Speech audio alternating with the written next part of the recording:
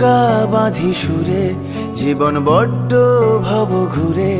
তুমি পথের বাঁকে ছায়ার মতোই প্রিয়। ভীষণ মেঘলা করা রাতে আমি বৃষ্টি লিখি হাতে, তুমি কথার মতো জলের ভেতর ঝরো। এই প্রথম বোঝার ভুলে সেলাই করছি মাছ তুলে, তুমি শক্ত ভীষণ শক্ত হাতে ধরো। আমার কথা ভাঙার বেলা, পথে ঠুনকো অবহেলা, না হয় রইল কিছু সময় অগোছালো।